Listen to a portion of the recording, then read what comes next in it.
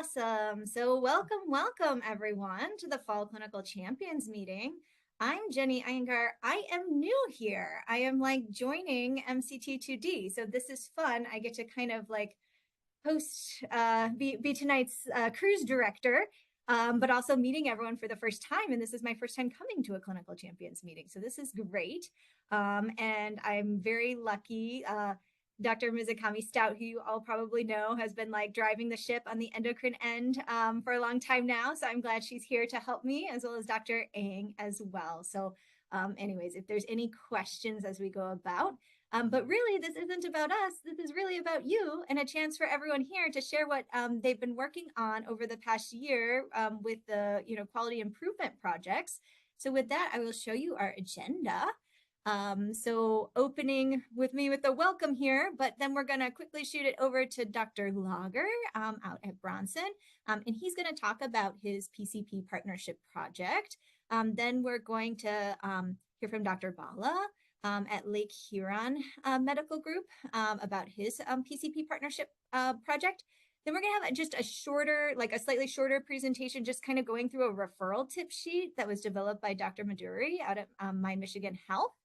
And then I will give a talk about defining quality in diabetes care. And what this is leading into is we've been, we have value-based reimbursement through the collaborative that's been largely based on participation, but we're actually kind of trying to shift gears and make and kind of define a quality metric that we all want to work on in the future. And so we have an idea for a quality metric, but we want your guys' input on it to see if it's something feasible for everyone. And we'll also share what the primary care group and what nephrology has chosen for their quality metric. So ours, I suspect, will be a little different because I think endocrine has some unique needs, and sort of we see a different patient population with type 2 diabetes. So we really wanted to take that into account, but we'll kind of share what we're thinking in terms of the value-based reimbursement and the quality metrics. And then at the end, we'll kind of just let everyone do very brief, like just report outs on all the projects, since I know that we don't have time to allow everyone to do a presentation on the good work that they've been doing, but we just want everyone to have like a very brief chance to share. So with that, actually, I'm going to stop sharing then because I would like Corey to take the wheel. All right, thank you, Jenny. Does that look good? Looks good to me. All right. So yeah, I'm Corey. I'm an endocrinologist at Bronson. And so we have two offices, one in Portage near Kalamazoo and one in Battle Creek. 3 physicians, 4 APPs, and potentially growing soon. We are, my screen's in the wrong spot for me. I gotta move, there we go. And then our primary care team spreads all the way from South Haven to Marshall, so about a 2-hour drive. And then we also see patients down south of us as well. That's our main sort of care area. There's lots of primary care folks, a mix of physicians and APPs. And right now, our sort of status quo is that if we want to communicate with the PCP, we'll do so through Epic or a phone call and just kind of touch base, but not a ton of collaboration. So we talked with some of the clinical champions for primary care to see what ideas they thought would be good. That's sort of what we started with, was rather than us coming up with ideas, like having the primary care folks say, well, how can we better serve you? And one of the ideas we talked about was like standardizing diabetes care, kind of having an algorithm, especially with some of the newer APPs. We see some really just kind of non-standard practice and different referral patterns. Sometimes they refer to a diagnosis of diabetes, A1C about 6.5, refer. Some people manage pumps. It's just such a wide variability of what primary care does and their knowledge base. So we were sort of talking about that. We were looking at coordinating management of patients who are lost to follow-up, coordinating transition back to primary care once patients are stable. And then we don't have a pharmacist in our clinic. When we need to kind of check on patients between visits, we use our diabetes educators or nurse. And having a pharmacist would be great. Just sort of primary care does that a lot. They just sort of like, yeah, pharmacists take care of this person's diabetes, and they call them every week or every 2 weeks or whatever. They help them troubleshoot a lot of things. They talk about nutrition also. They're a great resource. cost-wise, it hasn't worked out for us to have our own. But we talked about maybe sharing that resource from primary care with us, or also we don't have a social worker to sort of help when socioeconomic issues come up. So that would be another resource we talked about. Maybe that would help our patients here. But again, what we decided on ultimately was coordinating transition back to primary care. That's the thing that I think would be most useful for both ends. Rather, some of the other things were kind of one-sided more, and maybe not as financially feasible in terms of the pharmacist. So we thought this would help address potential gaps in care. So when patients are stable, one of the reasons we hadn't been discharging people is because if they're on patient assistance, like how do we make sure that the next year that paper doesn't come back to us and like it goes to the right person? Or if they're getting their CGM through a DME, how does that transition happen? Um, so we're hoping to address that, make sure patients aren't left out. And then also, again, we have been discharging less patients than we'd like to because we're just not comfortable they would continue getting good, that kind of consistent care. So hopefully that'll help us improve access. It's really hard to discharge someone with diabetes. And we just keep building up more and more people. But I think if we had the right resources and protocol, maybe that would help with access.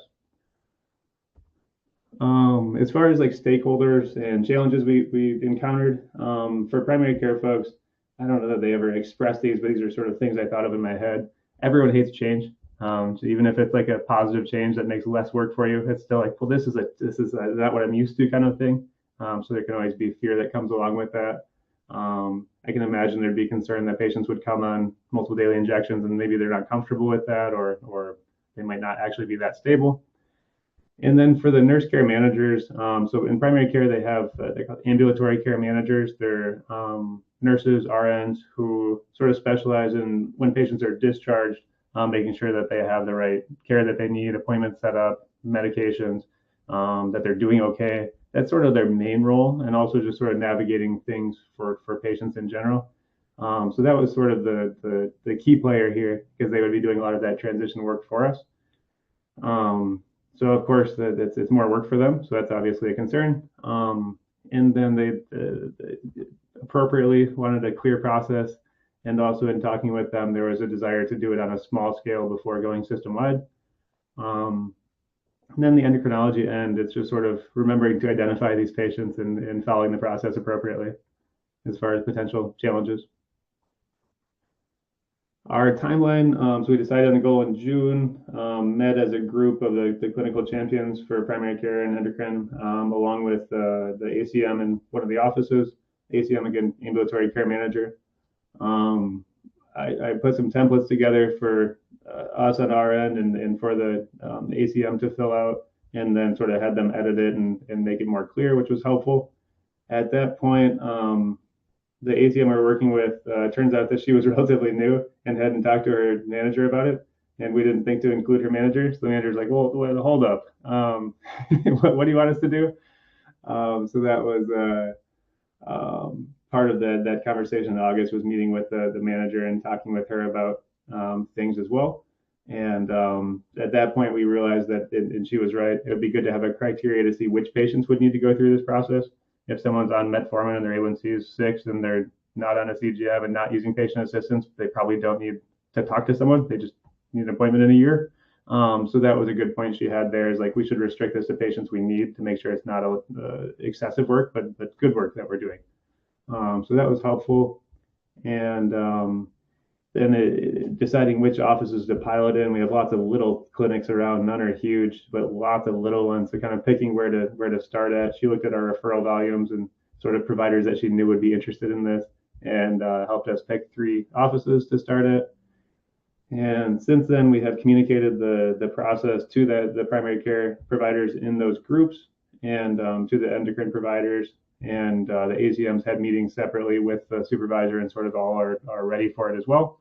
So we're just waiting for patients now that are appropriate to send back. Our inclusion criteria that we came up with in conjunction with the ambulatory care managers was for anyone using a DME company, or using a patient assistance program, or if we were concerned they might need an adjustment between visits, or just sort of provider discretion. If there's people that have any of the challenges listed here, or sort of anything where we thought, well, it'd really help if they talk to someone. Sort of, again, I was glad they let us put a provider discretion checkbox on there as an option. And then just for posterity, if anyone else is trying to do a similar project, here's the email I put together for primary care. Basically just describing the project, saying that we don't foresee any additional work and that we'd be happy to see people back, just trying to allay those potential fears.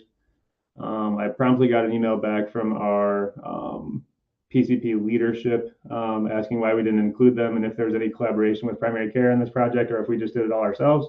So that was unexpected, but something maybe I should have thought of in hindsight. But anyways, he was happy to hear that there was it was actually primary care idea and they were heavily involved in the process. But he just said to let him know next time. So I get a good learning experience. And then the email for the other endocrine providers, it's a little bit hard. I'm going to print this for everyone in our office just so they have it. Otherwise, you have to look at the primary care doctor list, which I took out of here just for space. But because yeah, the patients have to fit the pilot criteria, and then there's the process of putting like a check thing in your note that smart phrase diabetes discharge included. Basically, yeah, what's their diabetes regimen right now, which is in our note anyways. What DME company they use, if any, what CGM they use, if any, what patient assistance program they use, if any. I think that's about it, or any concerns we have for follow-up. So it's relatively short, drop-down menus. But that way the folks can, at the ambulatory care, primary care offices, they can sort of have a template to look at, and they have their own template they base off of that to make sure they follow up on everything that's appropriate. But then they have to do it. We have to do an order to ambulatory care management also, and fill out a few check boxes. So it's a little bit of a process, but nothing too crazy. Just kind of remembering which patients at which office. So restricting it to a pilot is a little bit more work actually than less work, I think. Also, we're not talking big patient numbers. This will probably be like, with the pilot, with 3 practices, probably like 4 patients a year or something. So that's part of the challenge too, is it's so small. But I was hoping to do it bigger, but circumstances didn't allow it, it turned out. So maybe we'll reevaluate that over time. Some of the challenges, again, we're not involving the ACM leadership right away. We talked about challenges educating everyone about the process and not informing PCP leadership right away. And then again, the implementation. So being willing to discharge folks and sometimes talking them into it. And then remembering to do it and remembering who meets criteria is a little bit of a burden as well. And then other challenges. So again, it's a small scale. We might not get much information right away. And then how do we broaden it and how do we decide to do that when and things is one challenge. And then how to measure it. Anytime you do a QI project, it's always like, how can we measure the success of this? And I'm hopeful that maybe we'll get some input from others on that today. So yeah, next steps, again, implementation, just kind of carrying out the process, monitoring our progress, and eventually expanding it to the entire system.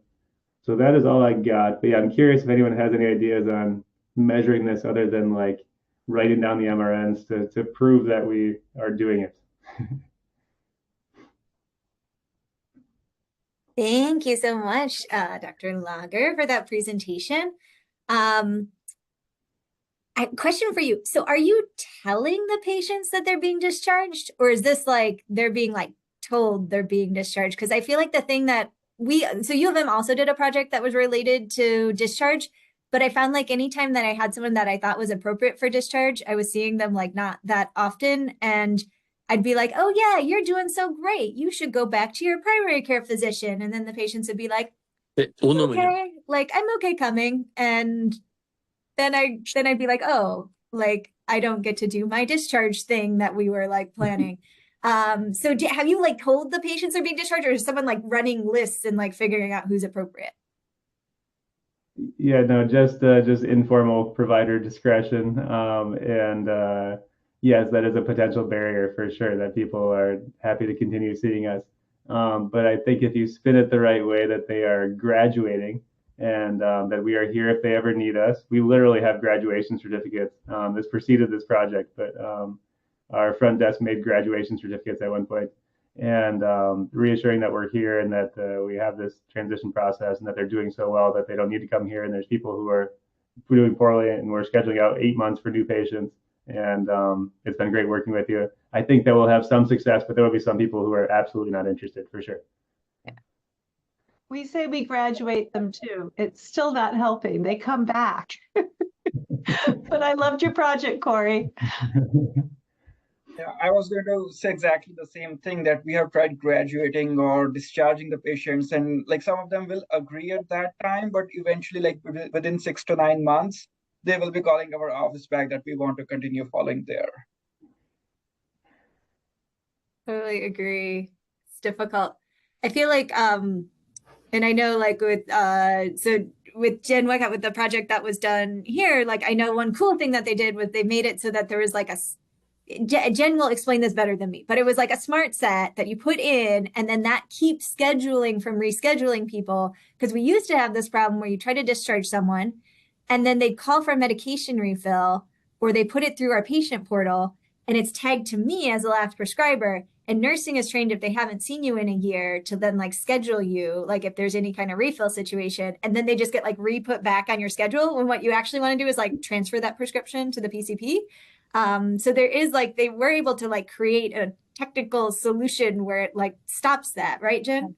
Yeah, it actually was 2 steps. There's the step that puts a flag on it for nursing so that nursing is aware that the patient has been discharged. And then there's a second step for the cadence scheduling people in Epic to be able to see that this patient's been discharged and would require a new referral to return back to clinic. So the first one for the nursing is in place. The one for cadence is in queue to be built still because I can't get it through the cadence builders yet. But yes. But it's actually, that was the hardest part of the project, like getting those stops in place. So, but yeah. That's very helpful. I wonder if one other idea would be to when we just kind of refill all their meds at the end and then say put refill request. You can put it to another provider. I wonder if we could do that. When they request a refill, it goes to someone else. We have that feature in our Epic, so that might be maybe one. That's a great idea, Corey. I didn't even think of that. Okay. I guess everybody is using Epic here, right? So on Epic, you can have permanent comments. You can leave that as patient discharged at so and so date. That's what we do here with My Michigan. And I also put a blue sticky. That way, anybody who opens the chart from the endo department knows, okay, this patient is no longer with us. So that's alternate options. Love it. And I guess okay. Oh, sorry. This is one of the things that could be measured is whether your discharge is successful. So out of those people you actually discharged, how many you were able to successfully discharge. And then as far as, I mean, I think sometimes you just have to set a goal. Like we want to try to discharge this many patients this year. And so this would be yes or no, successful or not. But then those who you are successfully able to discharge could be your sort of success measure, I guess. Yep. Great. Thank you. I think this also back to that idea. I think it's really important to kind of in some way capture why the discharge wasn't successful. Because if it's like not successful because patient's A1C goes up, that's like maybe a legitimate reason. If it's not successful because because primary care is uncomfortable, or if the patient is uncomfortable, like that's going to require some sort of different intervention. So I think also in the future, when you're measuring that and capturing it, to capture the reason why, if possible. So when a patient comes back, how often do you continue to see these patients? Like, once every 6 months, once every year? Is there a protocol that you guys follow? I can say at Michigan, we require people to be seen at least once a year. So if I got someone who's like super stable, they still need to be seen once a year, but that's like as far as we'll go. Like we won't space any further out than that, which I think is like rational. I feel like patients understand that. What about you, Corey? Make sure we are doing the right thing too. That's what we do. We just get them back in a year's time, and we just can't discharge them because they're not happy either. They don't want to go to the PCP, or PCPs don't want to do paperwork to get CGM or their medications or whatever. All right. Well, thank you so much, Corey, for presenting. And then we have one slide, I believe, for Dr. Bala. Let me get yours pulled up because I have yours built into my slide deck here. So get back on here. This is me again needing to figure out. I have too many things open, and so I'm trying to share my screen, but I can't go to presenter mode. There we go. Okay. Haha. Here we go. And so I'm going to turn it over then to Dr. Bala, and he's going to walk through this slide, which is showing us the Lake Huron, the pro-CGM process. So I'm excited to hear about it. So hello, everyone. I'm Dr. Bala, practicing in Port Huron, Michigan. So what we have been doing that also has to do with the fact that our wait times keep getting longer and longer, and the patients are just not able to get in. So this is something which we have been doing for, especially for diabetes patients, that if, let's say, a primary care doctor identifies a patient which isn't doing that bad, but would like to get an answer sooner. So what they can do is that the primary care doctor identifies the patient and they would send us a referral just for a CGM. What we do is that either one of the care management people or the diabetes education staff or sometimes our own MAs will place a CGM on that patient. So I would never see that patient at that visit or like for any visit for that matter. And then the patient comes back 10 to 15 days later to have the CGM taken off.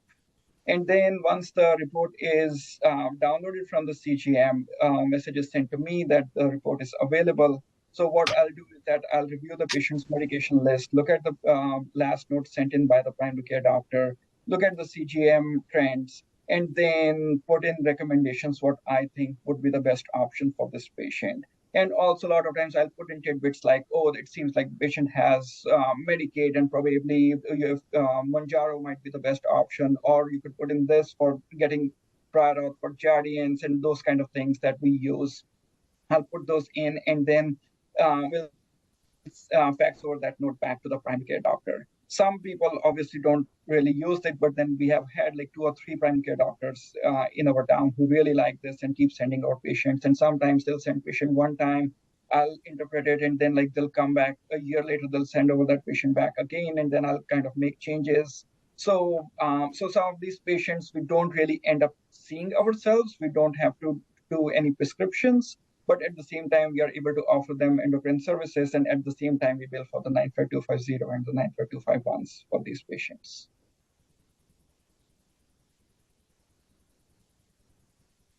Nice. I'm liking this. What percentage of the time do you think, like, do any of these patients actually land in clinic? Like, do you ever see a CGM and you're like, oh, like this person needs me, like they need to come see us in clinic? I've had a couple of them who were clearly type 1s. I felt like looking at the CGM, but they were diagnosed as type 2 and they were only on basal insulin and looking at the fluctuations. So I pretty much sent note back that like, can you please refer this patient for a formal visit? And then like we ended up doing the C-peptide and the whole thing. So yes, once in a while, there will be these patients that I'll be like, no, you need to send in for an actual referral. I do like that. It's like almost, it's like using sugar data as like a criteria. It's like, oh, like, yep, that's a tracing that needs to come see us, or like, oh, no, that person's like perfectly flat. Like, you know, you can do, you know, like giving people, I like that you're giving people like little bits of advice too, in terms of like kind of directing them to appropriate therapies and stuff. So, and then like a lot of times these, like we'll have patients who are on like glipizide 3 times a day and those kind of things. And like, okay, fine, like please cut back on the glipizide and add in something different. And so like it has worked like quite well. We have been doing it for a few years now, and like once in a while some people will start sending in referrals and then finally they'll drop off, and so like it's been working quite well. I wonder too, like, because you're looking at the med list and you're making like if you're making a medication recommendation, it almost seems like you could bill a 95251 with a e-consult code. Have you ever thought about like billing that as an e-consult? Not necessarily. No, like I don't know if that is something which we have never considered. Okay. If you don't have the e-consult infrastructure, I can see where it like may not be worth the time because the RVUs are not good on e-consults. We don't have the e-consult. Yeah, because I think we are, I think required. I have not done e-consults, but I know people in our group have to do e-consults, and so anyways, we already have e-consult infrastructure where there's orders in place and the PCP can place an e-consult, and like the number of minutes and whatever. So, but yeah, building it out just for that would probably be a little bit of a lift. So excellent. Anyone else have questions or comments? Do you look at if they've like had yeast infections or like nausea or something? Like, how do you know like what's safe to recommend for someone without talking to them? So means I will try to look at their medical history. So if they have like coronary artery disease or CHF, then we'll go for SGLT2 inhibitors, those kind of things. So I'll try to do those. But like if the patient, let's say I recommend Ozempic and the patient is not able to tolerate it, that is something that whoever is prescribing it is the one who deals with it. So I'm typically not dealing with that. But like, yes, I will look at what their BMI is, what their other medical issues are. So I will look at all those things before making a recommendation. Do you use Dexcom Pro or do you use sample sensors? No, Dexcom Pros. Okay. Because I don't think you can bill 95250 for samples.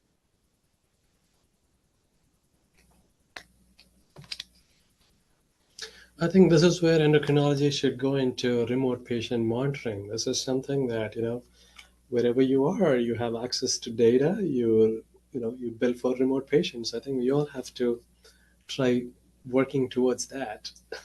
This is the best what we can do.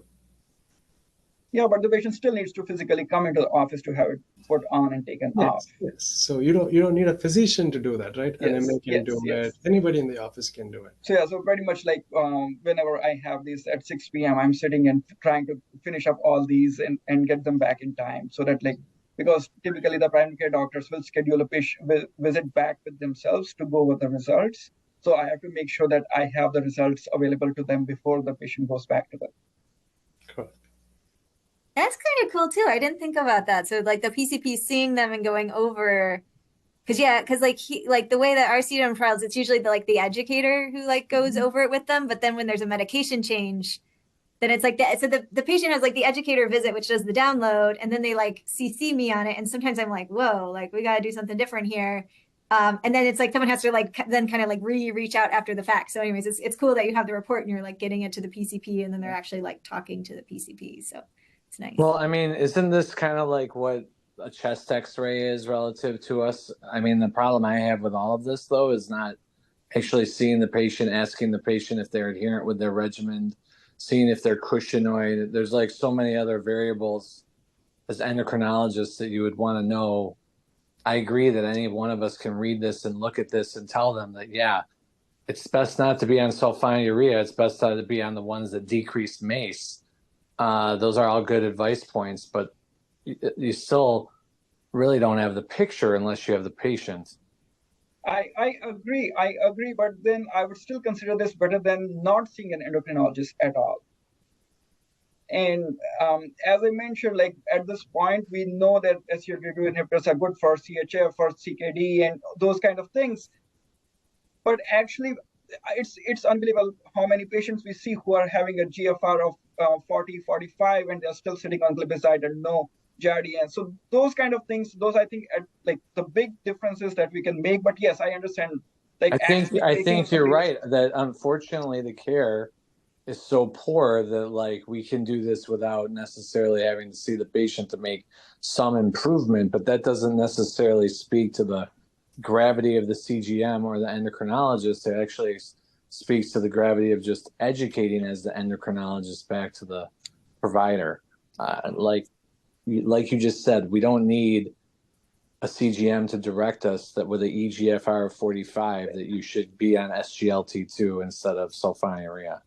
But I don't know where, and obviously we need to be compensated for our advice, so maybe that allows you to do that as well. But exactly, I totally think what you're doing is great and everything, but I just also see that generally practicing in endocrinology, there's a lot of other things, like their TSH will be off. They haven't done their osteoporosis screening. Their lipids are horrible. Like it's so far beyond that from just the diabetes CGM. That's true, and I completely agree with that. I think that's one of the challenges of being an endocrinologist in general, is our problem list can be 10 problems for any given patient, even if they were referred for type 2 diabetes, and we kind of have to, we're a limited resource. We have to we kind of have to find ways to protect ourselves in some ways. And so I think this is a good project for that reason. Are there people that are going to get missed? Potentially. But hopefully the idea is it frees up some of our time so that we can get to those patients who are more sick.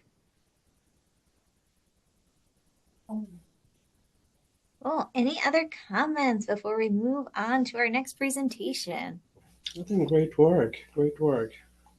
Yeah, this is fantastic. It's fun to hear the variety of stuff that people are doing. So, like in terms of like PCP collaboration. So this is very cool, like just seeing like sort of the differences in like a discharge process and CGM process. So I think then actually, Dr. Maduri, are you next? Let me see where my slide goes here. You are indeed. And this is going to require me though to share. I need to switch my screen share. We are once again testing my Zooming abilities. So I just have your tip sheet pulled up, and we were hoping you could give us a little background on your tip sheet, and then I can like scroll and you can kind of like walk us through what you guys developed here. All right. Well, I'm Sujay. I'm one of the endocrinologists with My Michigan Health. I've been here for the last 10 plus year. We are just two physician office, I would say. I would say Dr. Amiri, who's been here for 12, 13 years now, and myself. So when I started, we used to get a lot of referrals for simple things like Corey was saying, 6.5, okay, refer to endocrinology, or testosterone at say 200, refer to endocrinology. It was just random. So we said, all right, let's gotta do something. And as you know, we are in the middle of nowhere in Midland. Not many endocrinologists across. So we wanted to basically streamline the process, have the right endo patients come to see us. There was no way we could see all diabetes in town.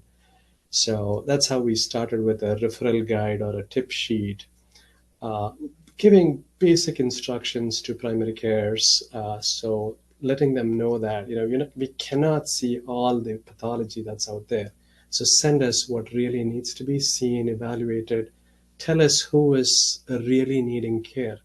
Like there are cases where patient has got severe hyperthyroidism, just sent in a referral, and patient is waiting for 3 months to come see us. And by the time they see us, they have almost impending storm. We had a couple of cases like that where they had to be, sent to the hospital from the clinic. So that's where the tip sheet came into practice. And then My Michigan Collaborative Care Association or organization, they call it MCCO.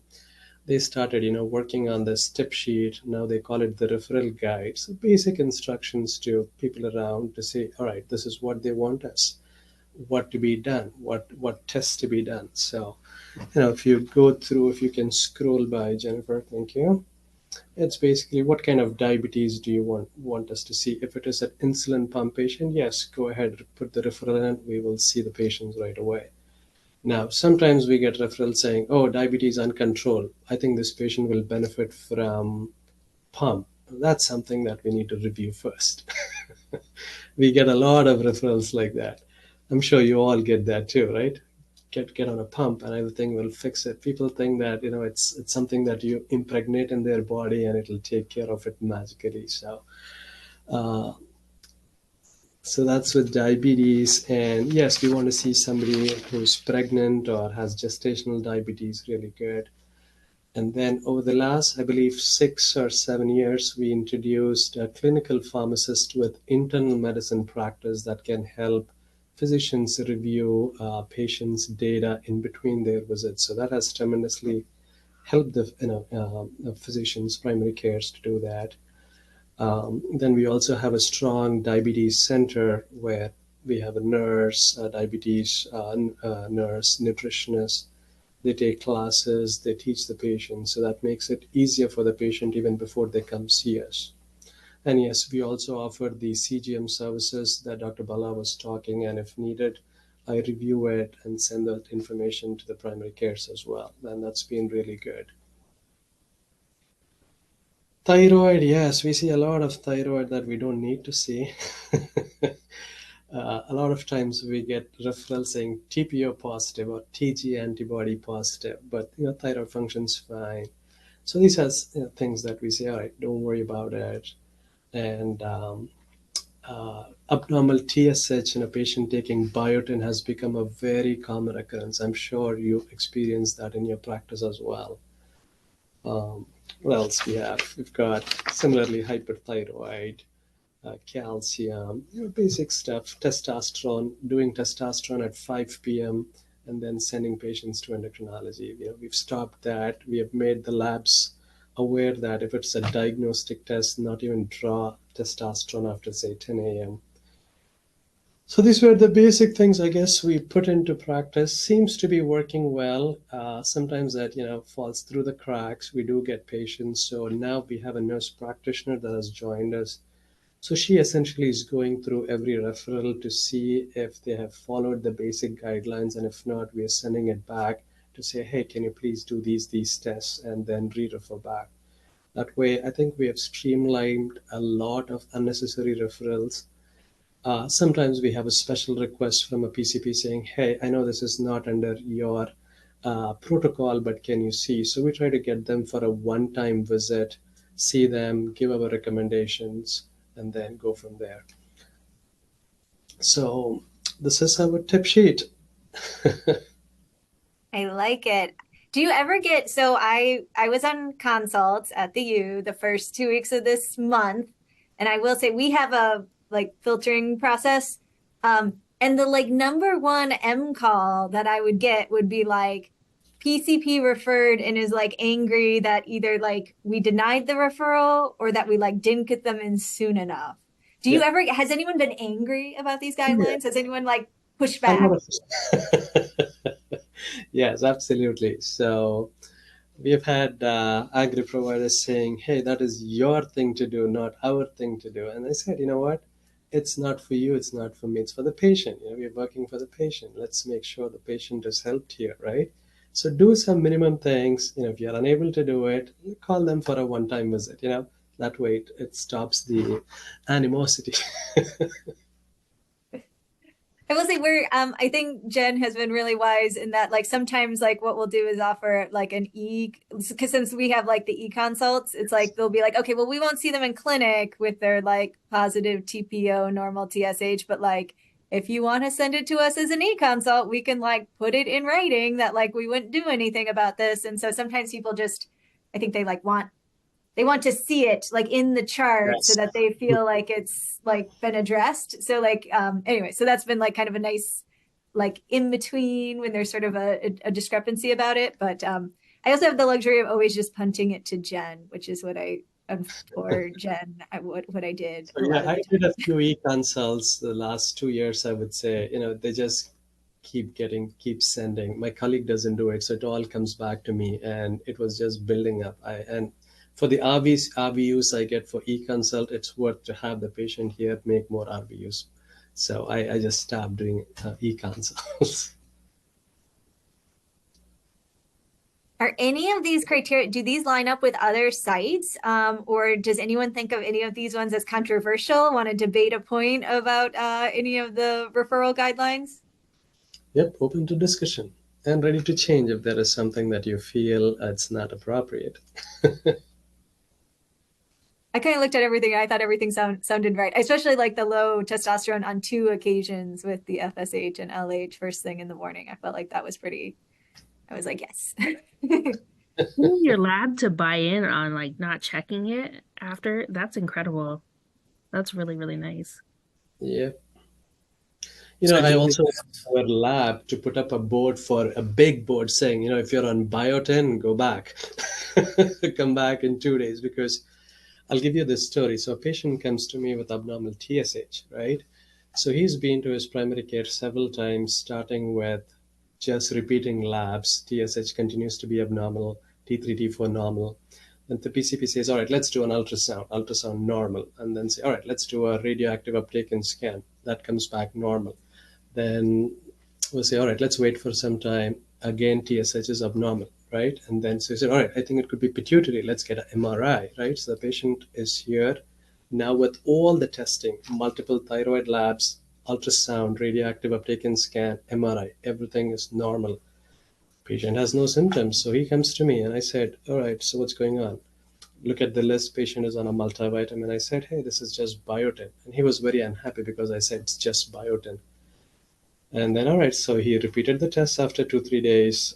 Thyroid comes back normal. So I said, you know what? See, this is exactly what happened. So he wanted to come back and thank me. So he comes back for another appointment and says, thank you, doc. I said, yes.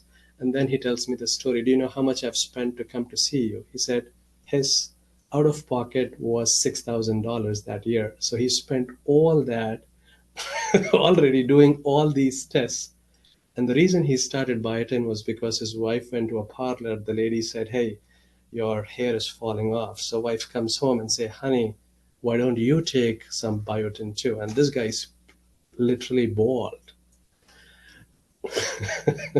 So $6,000 spent for just biotin. And, it's unfair, when you look at the patient, why spend all this money and all the effort doing so many testing if this is something that is just biotin, which is in a multivitamin. It seems like at some point it's going to be pathology's responsibility to get these assays off of biotin-related platforms, because like I know when we had checked at one point, like U of M, like our one here, the only assay that they did that was like biotin-related platform was PTH. And so they told us we were like, okay, like with our TSHs. So like we don't have to like stress about it. But I'm like, why don't, like, you think I mean, I assume pathology is very complex and that it's like maybe hard to, and these machines are probably very expensive, but it seems like it becomes a liability if someone's treated wrong, because of biotin, and it's too hard to keep track of like what herbals and stuff people are on because they change it all the time. Like, like you ask them one time, but that doesn't mean that they didn't like start it by the time your next visit. It's like you have to keep asking them about the herbals and keep asking them about the biotin. And sometimes they don't know what has biotin in it. So you have to be like skin, hair, nails, like, Yep. are you taking anything like that? So it seems like it becomes a liability if they continue to use this when they know that a lot of patients are on it. I think the biggest issue I see is patients with, prenatal vitamins. I don't know why they add biotin into prenatals. There's no need for, biotin in it. And what do you suggest for these patients? They're like, you mean to stop? That's what the pregnant women ask me. I said, you know what? Pick up something that doesn't have biotin, take that, and let's retest your thyroid. And it's I've seen so many patients with biotin. I'm like, this is unfair for the patient, just billing them for biotin. One comment. This is Dr. David Bradley. Hey, David. What we're seeing, speaking of the supplements, a lot of patients are taking thyroid hormone with medications that interfere with their absorption. One of the biggest problems I'm seeing is people taking their thyroid hormone too close to all these PPIs that people are taking in a tremendous volume that the primary cares put them on, and then they never check whether they need this after the recommended 12 months that they should be often finding out why they still having GERD and reflux. So most of the patients are taking a lot of supplements and they're taking their medications wrong. They're getting malabsorption on this. And one of the biggest issues is they're not allowed, you need thyroid medication you need acid to be absorbed for thyroid medication, as we know, but a lot of primary cares don't understand this. And so these patients are taking their thyroid medication an hour or two after they're taking their PPI, and the doses are going higher and higher and higher. What can we do to increase the knowledge base out there that you have to separate this thyroid, from taking positive, from calciums, magnesiums, PPIs, taking it by itself? It's not quite hit out there with a lot of the primary cares that you just can't take thyroid medication with all these other medications. You're absolutely right. I just have a dot phrase that I use, to space out calcium, iron, and all the supplements that you just talked about, by 4 hours, if that's what they're doing. Now, how many people read notes? I do not know. One of the biggest issues I get is, okay, doc, when do I take my thyroid then? Yep. Do I get up and set an alarm clock at 4 in the morning? I said, well, if you're taking it early, you may have to do that. Yep. The severe hypoparas are always tricky with that. Like people who really just like make no PTH, I find that it's really challenging because even as I'm explaining to them what they need to do, I'm like feeling ridiculous because I'm like, okay, you need to like you need to take your levothyroxine in the morning, then you need to take like your first set of calcium, and then your midday calcium and your evening calcium. And, you know, anyways, I always find that those hypopara patients are challenging to get it all spaced out nice with the levothyroxine. I mean, is there a form we can send out to PCPs on how to take thyroid medication, and particularly interfering medications with absorption? I mean, that would be probably very helpful. I think that's a great point to maybe even put on the referral sheet. Thanks, David. Hey, Sujay, can you hear me? Yes, I can. Yes. Hi, everyone. I'm Vivek Warrior with CMU Health. I know Sujay very well. So I just had a question on your referral tip sheet. I see osteoporosis start treatment with PCP. My question is, if they require medications like Reclast or for that matter, Prolia, like how does your office keep a tab on these patients that they don't miss their infusions? Is there somebody who calls and reminds them, or is it the responsibility of the patient to call the office? So I'm glad you saw that. So osteoporosis, we were doing osteoporosis in the past, but right now we have a special bone clinic associated with the orthopedic department.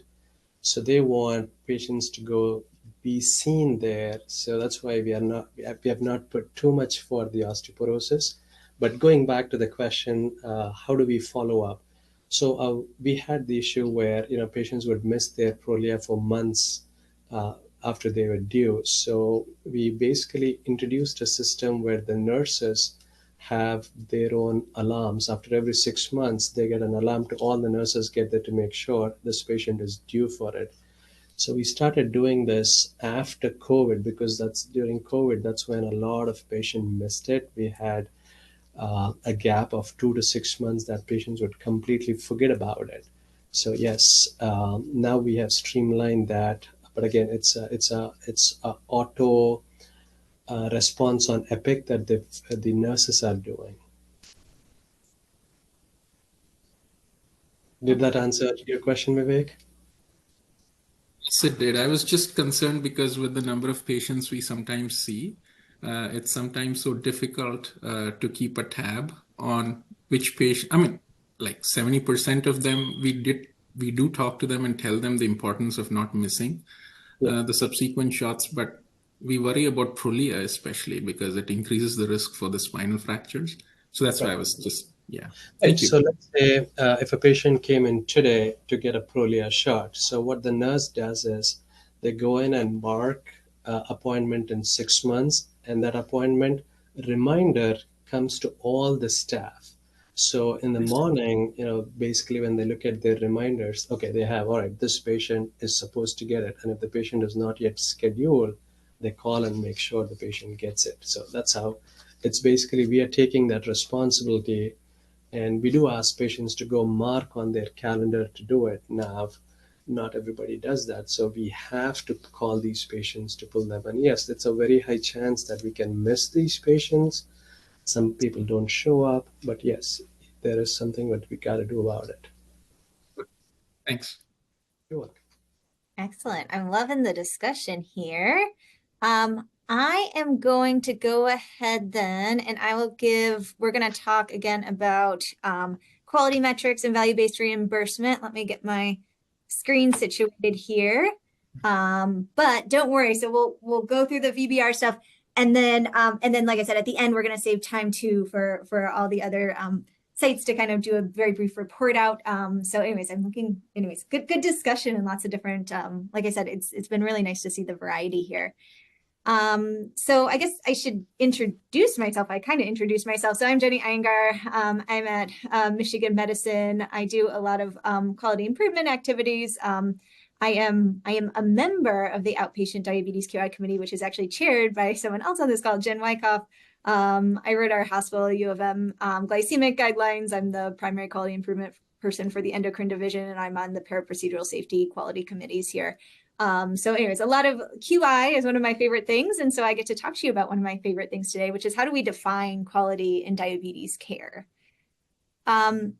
So when we hear quality and when we hear quality metrics, I think a lot of us immediately think HEDIS, right? We think our HEDIS metrics because these are things that have been so ingrained in us. So like A1C less than 8, did they get their eye exam? Did they get their, is their blood pressure under control? Did you check a microalbumin? And, this is a slide of different like HEDIS-based quality metrics. And this is a slide from 2014. And I chose this in particular because in case you didn't notice, not a lot has changed in diabetes quality since 2014, but the way that we provide diabetes care has changed a lot in the last 10 years.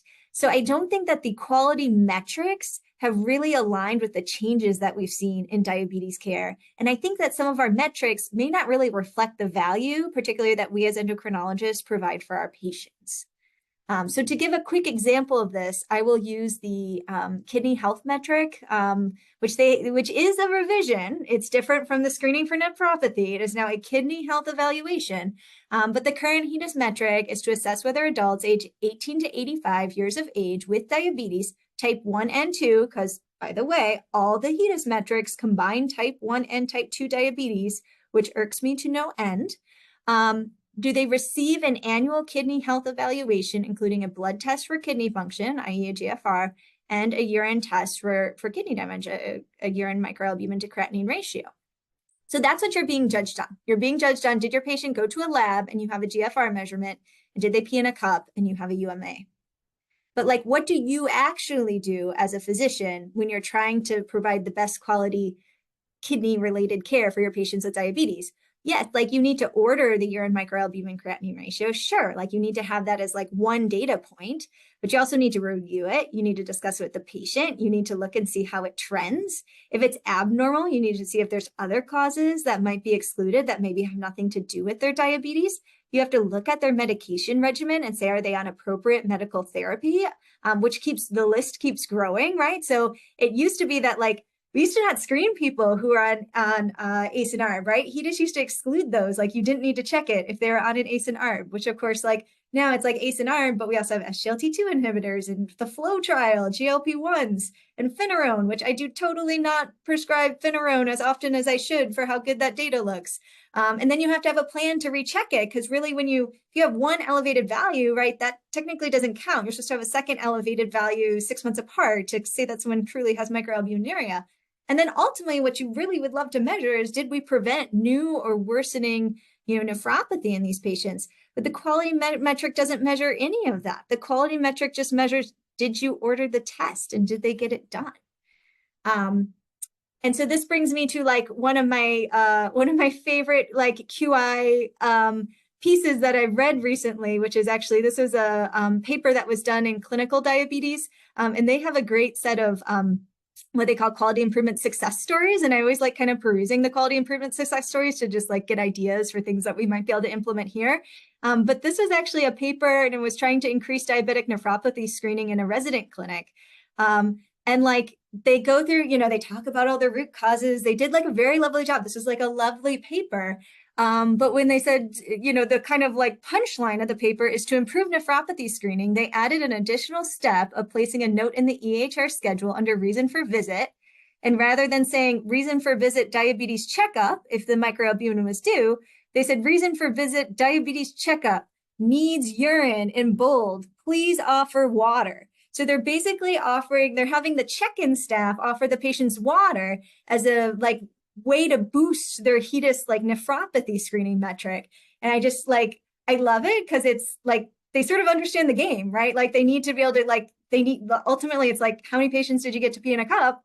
But like, this type of intervention isn't actually directed at, doing anything necessary that's going to like prevent progression of nephropathy in the long term, right? It's not directed at glycemic control or guideline appropriate therapy. But it kind of cracks me up because I think like that's like sort of a job for the Culligan man rather than like necessarily a job for like the clinicians.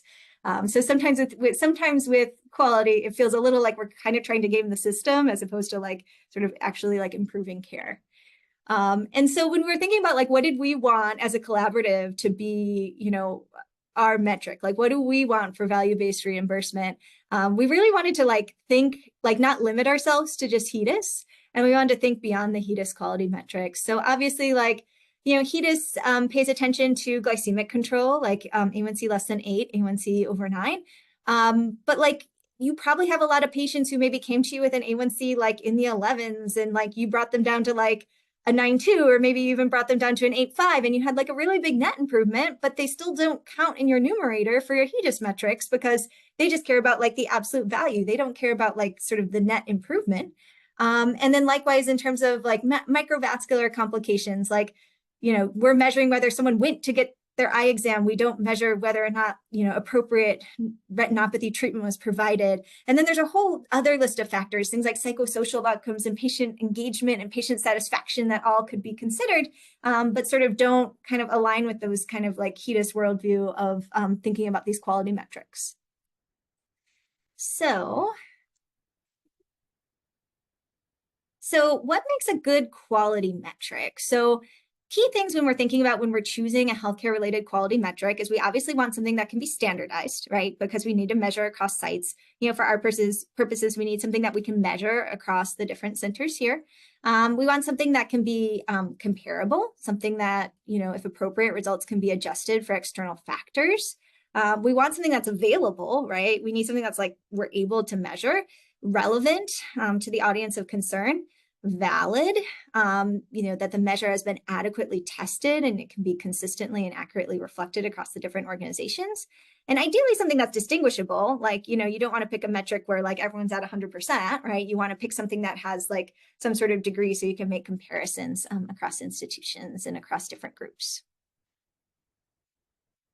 And there's two kind of main ways of thinking about, I should say there's more than two, but for our purposes, there are process metrics, which are really measuring, a process or a system of care. And then there's outcome metrics, which sort of reflect your end result. I will say that I find process metrics to be, more valuable when you're implementing, when you're like in the weeds with the QI work and you're trying to see if like your process has actually had an effect. But you do want to ultimately like transition to outcome metrics. So I can give an easy example of this is, I mentor some of the, the fellows in terms of their QI work. And there was a project that was actually led by Dr. Basui, which was a really cool project that was looking at screening for heart failure in patients with diabetes using pro-NT-BMP.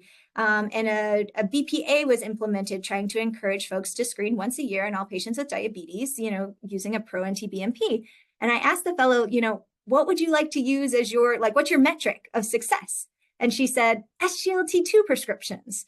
And I was like, well, wait, like you implemented a BPA and like you want to see if people actually checked a pro-NT-BMP, right? You need to check your process before you try looking at like, yeah, your ultimate outcome is if you diagnose more patients with heart failure, they might end up on an SGLT2, but really like, there's lots of factors outside of the BPA that might be influencing our overall SGLT2 prescription rate. So in that particular situation, I actually pushed her more towards like a process metric. Like you got to get a process metric, see if people are looking at your BPA, see if people are ordering the test, seeing if like the test is actually getting done. So process metrics, as much as I sort of beat up on process metrics, when you're actually in the weeds doing the QI work, the process metrics can be very important. But what we ultimately, I think what we all care about in our clinical practice is our outcome metrics, like what we're actually doing for patients. So just a reminder when we're thinking about the goals of the overall collaborative, right? We have three main pillars of the collaborative, that is prescribing guideline concordant medications, expanding use of continuous glucose monitoring, and then supporting lower carbohydrate diets. And so far, all of our value-based reimbursement has been largely participation-based. So in addition to like attending the meetings, there's always been sort of like one goal for the year. And so in year one, it was completing a reflective learning exercise on 3 patient cases. In year 2, it was attending a session that was led by Dr. Basui on type 2 diabetes and cardiovascular outcomes. And then in year 3, it was these QI projects, which you're hearing about today, which again, like fantastic work in terms of care coordination between your practice and a primary care practice. So then we're thinking like, what should we be doing for year 4? And can we kind of push ourselves to do a process metric, or can we push ourselves to do an outcome metric as a group? And so it also can be helpful to kind of think, well, what is primary care doing and what is nephrology doing within the collaborative? Like what have they selected as their metrics? And so primary care has selected that they would like to meet the HEDIS 90th percentile rate for 70% of commercial type 2 diabetes patients. would like to meet the HEDIS 90th percentile for A1C, which would be 70% for A1C less than 8 and 87% for Medicare patients.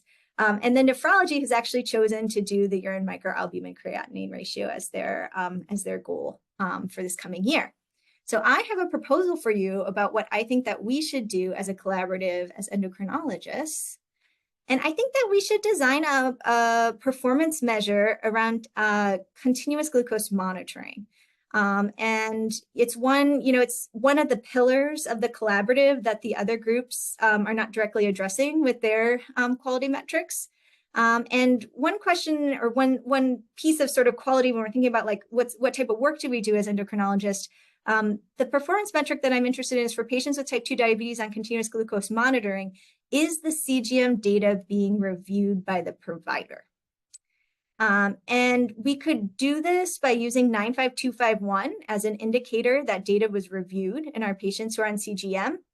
And then we can benchmark it against the collaborative as a whole. So benchmarking against like endocrinology, but benchmarking also against nephrology and against primary care. And so why did we choose this metric, or why do we like this metric? I think that there's robust evidence to demonstrate that CGMs enhance outcomes in our patient population. Sorry, I have all these. I have too many screens open, and it reflects kind of like a more modern approach to diabetes management. And so this is again like when we're thinking about some of the HEDIS metrics that have been kind of stagnant for the last decade. I really think incorporating CGM is a nice way to really be looking at the future of diabetes management. I do think that I want to recognize that requires substantial effort from endocrinologists to establish and maintain the ability to download CGMs and to be able to review these. And you have to have tools to do these downloads, and you need like a workflow in place. I know that it's something that in our clinic, like we have folks, we have medical assistants at the front of the office who do nothing but do these downloads and like get them into our chart for us, right? So there's actually like a lot of work that happens with endocrinologists trying to make sure that we have this data for review, and we want to sort of like recognize and acknowledge that work. And then I think it demonstrates the unique value that endocrinologists provide in caring for type 2 diabetes.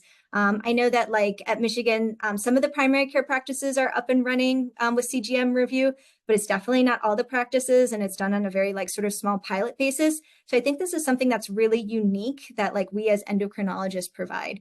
I will also say that on a practical basis, we need to choose a quality metric that we can actually measure, which has to be something billing code related or laboratory related. So obviously some of the other pillars of MCT2D are a little harder to quantify in that way, like particularly things like low carb diet don't necessarily have like a billing code that's attached to them. So those could be a little bit more challenging, where this is really convenient in that there is already an established billing code for CGM review. So it makes it easy for us to measure. We want you to, it's something that you get paid for, right? So like 95251 is something that, again, like sort of respects your time. We're not asking you to do like extra work that you're not getting compensated for. I think but we chose to look at like review of CGM because I'm not here to tell you who's appropriate for CGM, right? We're not saying that you need to like put every one of your type 2s on CGM, but we're saying if the patient is on CGM, are you at least looking at the data? Are you looking at the data once or twice a year in your patients who are on CGM? So again, I'm not trying to tell you how to practice, and I'm not trying to tell you who is right for CGM. And this also then finally, like this sort of avoids some of the risk contracting concerns, which I think certain people had, where, people may have incentives regarding like which medications and stuff to prescribe. So we don't want to like, I don't want to tell you to put every single one of your patients on Finerone or something like that. So we want to be sort of mindful of that. But I think, again, it's like for your patients who you are already prescribing CGM, are you able to review that data? And so the plan is for endocrinology attribution to happen in the first quarter of 2025. And then we would share baseline rates with you prior to the start of the performance measure. We have not decided on a target yet. We're open on that, but we're going to set a target that's achievable and fair. We want you to succeed. We'll update you throughout the year on your progress with quarterly reports. And then beginning on March 1st of 2026, your value-based reimbursement will be paid retrospectively based on how you perform during the measurement year. 2% of your value-based reimbursement will be based on performance, and then 3% is still based on participation. So the CGM metric would only account for 2% of your VBR. And so with that, I wanted to open it up for discussion about using 95251 or CGM review billing as a quality metric. I wanted to ask, do you currently bill for CGM interpretation in your patients on CGM? How often do you think that you bill for this? Like, do you bill just at the visits? Do you ever bill in between visits? And do you foresee any barriers to using this as a performance metric? And so I'll open it up for discussion. Hi, this is Zaina Habib from CMU Health in Saginaw. So I do bill for all CGM interpretations. I think our billing department asks us to bill for all of them, even if they're like 2 weeks apart, and then they'll figure out which ones go through and which ones don't. And so sometimes we'll do it with telephone encounters, or if they call and they're having issues, we'll bill too, even if they're not in the clinic. So we try to bill for all of them. My question about this is, how are we finding the denominator? So how are we identifying the patients who are using a CGM if the interpretation is not getting billed for? So if there's no 95251, how are we going to know that the patient has a CGM? So likely what would happen, and Jake knows a lot more, Jake and Jackie know a lot more about this, but my understanding is we would look specifically just at Blue Cross Blue Shield patients who have a CGM that's been billed for through pharmacy. So this, you really would only, like, your denominator would be just your pharmacy patients. And then, so it's your pharmacy, Blue Cross Blue Shield. So Blue Cross knows that they have paid for a CGM for that patient. And then, so they're expecting those 95251 charges associated with those patients. That makes sense, because we have a bunch who like don't have it, or they didn't get it, or they're still waiting for it to come in the mail. So thank you. Yeah, we would do it through claims. So just like Dr. Angar said, anybody that has a claim specifically for a CGM would be in the baseline denominator, and then that denominator wouldn't change throughout the course of the performance year. And so, like, if a new patient came in the middle of the performance year, they wouldn't be included in that denominator, and so they wouldn't have to meet that metric. I have a question.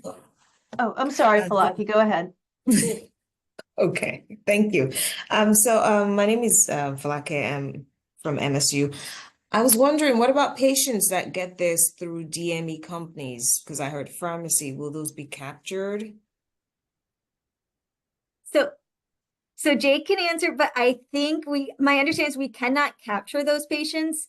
So you would only, like, both your numerator and denominator would only reflect pharmacy prescribed CGM. So you wouldn't be like penalized for your DME patients, right? Like, they're not going to like count your denominator and not your numerator, or vice versa.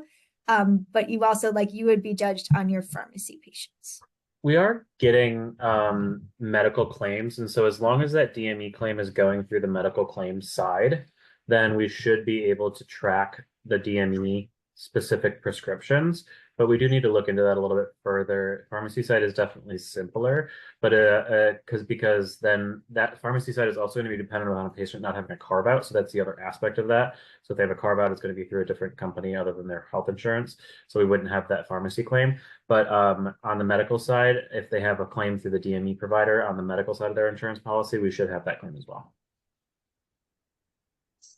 So my question is whether or not we can actually bill for interpretations for people who are paying for their own CGMs out of pocket.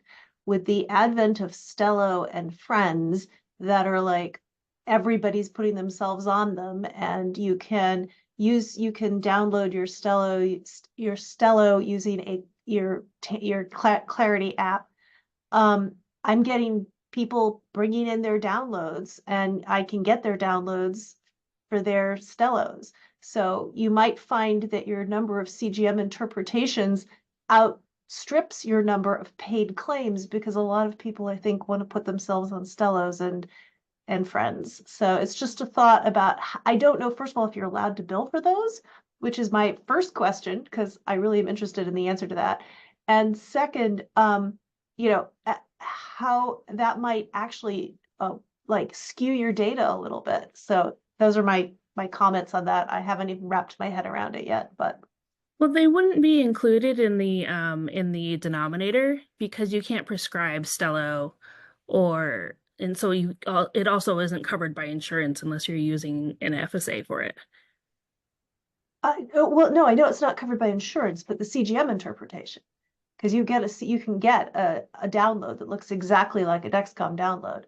Yeah, we'll only do like the numerator will be 95251, right? Like, but only in patients where there is a billing code. So like a patient who does a Stello, they'll just be like, for our VBR based purposes, they'll just be excluded, right? Because they won't have claims to Blue Cross. So you don't have to worry about your like Stello patients like interfering. Now, can you still bill for those? Don't know. I would think you could, like, but again, it wouldn't like affect your VBR, just because like those patients as a whole would just not be counted.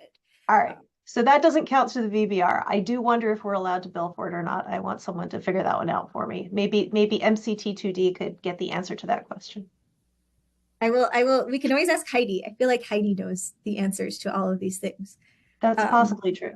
I do want to go to Dr. Rep had mentioned some concerns. So can I see like mention about like refusing download and stuff. Do you want to like elaborate a little, Dr. Rep? Well, can you hear me? Yeah. Okay. Yeah, it's just that we have some patients who either have a deductible or their insurance won't cover the CGM interpretation code, and they refuse us interpreting their download. We prescribe it, and we try to, it's not so much an issue for our Medicare patients, but for some of our private, I have a type 1 who will not let me look at her download because she refuses to pay for it. I have a few of those. Yeah. I think you will find, like, because the plan is to benchmark you against the collaborative as a whole, which again is like, there's way more primary care practices than endocrine practices. So kind of picture yourself being benchmarked against the group, but the group being like majority PCP practices. I still suspect like the number of patients, like if you're doing downloads in general, like if you have a process in your clinic, my suspicion is you're still going to perform better than the average PCP practice in our collaborative. So I suspect you will do awesome in terms of like meeting the metric. Because it sounds like you do have a process and you do review them and you like attempt to. But like that's why we need to kind of crunch the numbers. And there's some discussion of like what the goal should be. Like, should the goal be should it be that the CGM is reviewed twice in a year, or should it just be that the CGM is even just reviewed once in a year? If it's twice in a year, you actually like might again do better than some of the PCP practices. Like, because if you have some of these patients who are sort of just declining altogether, it's like they're kind of you're sort of throwing in the towel on them. But like, you probably have some patients where you're like reviewing it even like 2 or 3 times a year. That might more than make up for that. What if the patient's written the prescription by the primary care physician, but then never comes to your office for the year? That is an attribution issue. Jake, do you know what our attribution is? Like how, because not every patient with diabetes is attributed to you for the collaborative. So like there is a detailed attribution, which sort of decides like if a patient has like type 2 diabetes managed by their PCP and they're prescribed a CGM through their PCP, but they see you for like PCOS, they do not count against you for the MCT2D collaborative. It's only patients that you actually manage their diabetes. Yeah, so the way that that's being handled for attribution, and endo attribution is still going in. It's slated for Q1 of 2025, so it would happen shortly before a performance measure goes live. The way that that's going to work, and this was developed in close partnership with Dr. Mizukami Stout and some of you folks actually at the call we got feedback from. The idea here is that we'll use billing diagnosis, and so a patient has to have been seen by their endo at least twice in the previous 2 years, with billing diagnoses that include type 2 diabetes, with at least one of those billing diagnoses being the primary billing diagnosis of type 2 diabetes. So that way, if type 2 diabetes is simply included as a secondary billing diagnosis, it has to be primary for at least one of those 2 visits in the previous 2 years.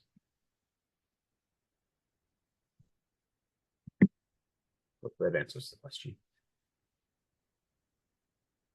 And real quick, to circle back on Dr. Wyckoff's question regarding billing of 95251 for patients with cash pay or Astello, we actually were working with Allison Olmsted of Red Blue Cross regarding this recently, regarding the difference between 95251 and 95249 and the need for PAs on those. I'm sending a follow-up email to Allison right now to specifically ask about cash pay for prescribed CGMs and cash pay for Stellos and Lingos.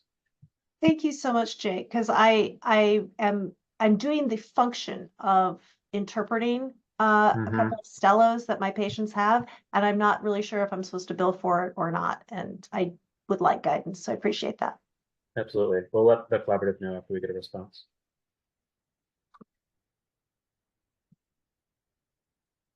So, Dr. Ulzahali, are you asking if we could include the 95250 in addition to the 95251 as part of the VBR metric?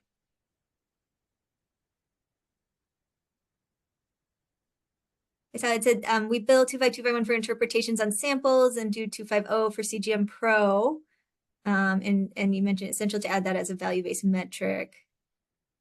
So if the Pro is prescribed, would that be billed? Would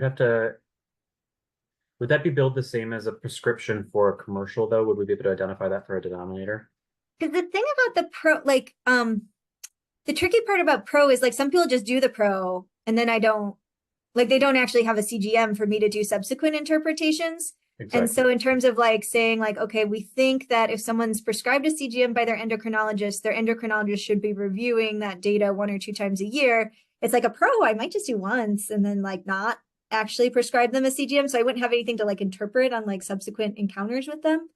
So that's why we were originally like leaning towards not including the type 95250, just because we want to really capture people with personal use CGMs where like you're expecting that they're going to be on that continuously for the year and that you're going to have multiple opportunities to do that interpretation. Because again, we're excluding them from the denominator. So you don't have to worry about 95250s showing up in your denominator and then you not having like subsequent reviews for your numerators. And I can answer Dr. Akambi's question in the chat regarding the data. So the way that this would work is we would provide you with a baseline report for the patients that are in your denominator. So again, that would be the patients that have a CGM prescribed to them through our claims data. And then we would provide quarterly reports along with this that would show those patients that have received the appropriate billing for follow-up. The exact design on that is still to be determined, obviously. The goal also would be to include that in the patient data dashboard, which endos don't currently have access to, again, because that attribution has not been built in yet, but it would go live prior to the designation of this performance measure. So we would be providing quarterly updates for that, yes.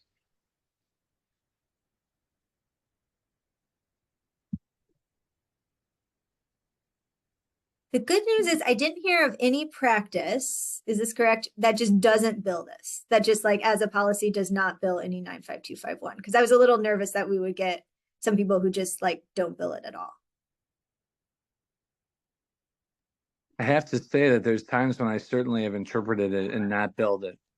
Like I've looked at somebody's report and just not gone through the painstakingness of making the report, probably because like they have type 2 diabetes on SGLT2 and GLP-1. And I'm starting to ask myself, like, do you even need to wear this CGM anymore? Like, why are we continuing this in a euglycemic patient all the time? But that's the other dilemma with this, right? Is that there's, you know, with the advent of so many of these good medications for type 2 diabetes, they don't require CGM as much either. And so there's another phenomenon occurring right when you're implementing this benchmark, is that the majority of people really should be off of CGM.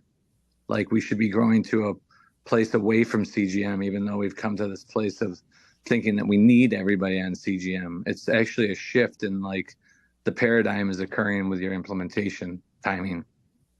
Because really, if you think about it greatly, like if you're on type 2 diabetes, on pioglitazone, metformin, SGLT2, GLP-1, where and some insurances won't even allow you to put people on CGM in those instances. So that's probably a caveat of this design. But yeah, sometimes we don't charge.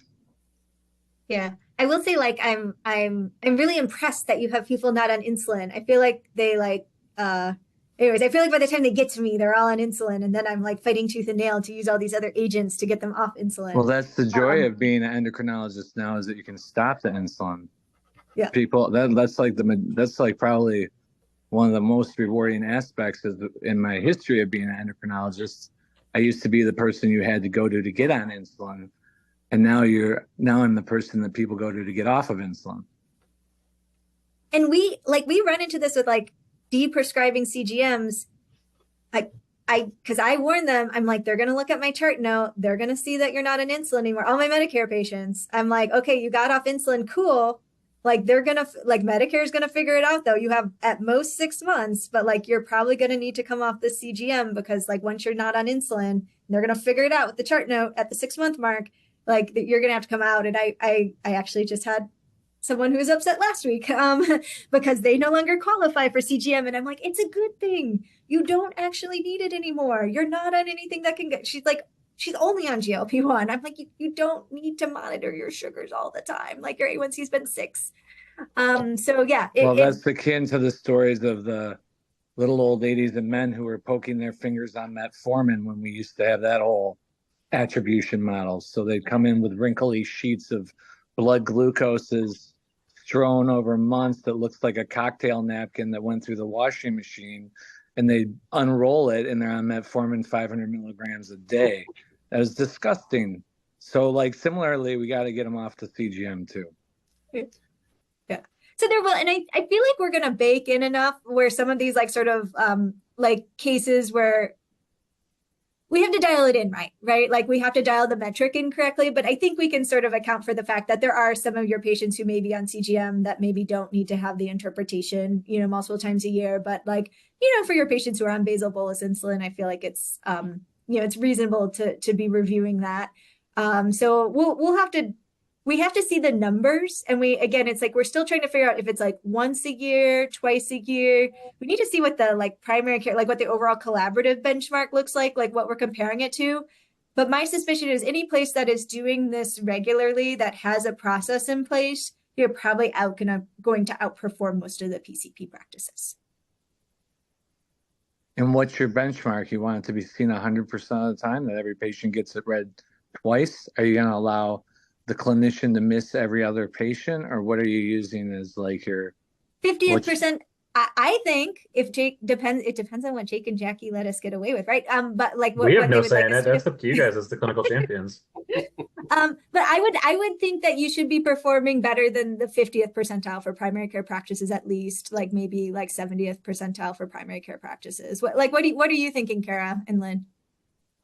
Agree. I mean, this is not meant to be punitive, and I want to emphasize that. Like, we want to show the world, or at least Blue Cross Blue Shield, that you guys are doing awesome, and to find a way to highlight that in a way that hasn't been shown before.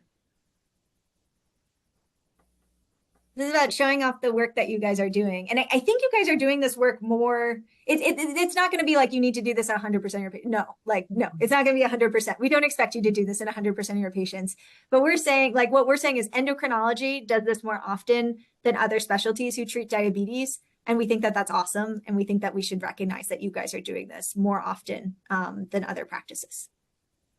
And we can always, like you said, Dr. Angar, narrow this down a little bit further or dial it in. Like if it ends up being just patients on insulin, that's great. The only thing, like you said, we'll have to look at the N values for this for our baseline denominator, because after we have the attribution model included patients that don't have a pharmacy carve out, patients that have Blue Cross Blue Shield insurance, and then also patients on a CGM, we may end up with not enough patients in the denominator at that point to actually have a measure. But I think we can continue to try to tailor it associated with a reasonable N value.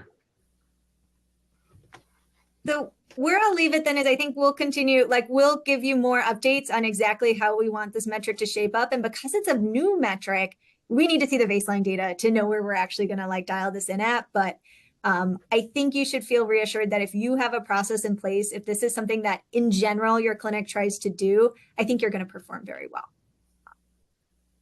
And how are we doing on time? I'm always over. How are we doing? How much time do we have left? Basically none. I would wrap up. And if there's any other questions or discussion, we're not going to get to the share out piece, but of course everyone will get credit for having attended the meeting and met that, for being here and being willing to speak. I just wanted to add that as everybody using the copy function to, input your data from the website directly into your notes. Are you talking like the Dexcom, like the CGM data? Freestyle, yeah. And recently, even the Tandem has brought in the copy function. So you can just click copy and then paste it on your chart. You don't have to even dictate all the metrics and all. Have you been doing that? We do that at the VA, but the way that our processes work here is that the CGMs are downloaded before we even see the patient. And so their downloads are put into our EMR as a PDF. And so we don't really interface with the directly. Rare instances that does happen, but if the process works as it should be done we have it as a PDF, unfortunately. Got it. I mean, it's a very simple system. Like, we have passwords and username and passwords for, let's say, Dexcom Clarity. You just go and plug in the patient's name, and then you have a copy function right on the website. So you just click on that, and then you go back into your notes and just say paste. So the whole CGM data goes directly into your notes. You don't have to dictate, like, I'm looking at data from here to here. This is the average. This is time and target. Everything is just by a click. So it saves tremendous amount of energy and time. You can be more efficient doing it. Okay. That's a cool tip. Yep. So you could do it for, I think, except for Omnipod, everything now goes on. Freestyle goes in, Dexcom goes in, Tandem has it, Medtronic also has the copy function. So let's be more efficient now. Thank you. Well, okay. Well, if we are at time then, Jackie and Jake, do you have any final thoughts? Anything you wanted to share? Anything before we let everyone go off? No, just thanks everyone for the great discussion and for our presenters for sharing the work that you're doing with your primary care practices. It was really great to hear about it, and we really appreciate you taking the time to present it to us. Thank you. Thanks, everyone. All right. Bye-bye. Thanks, everyone.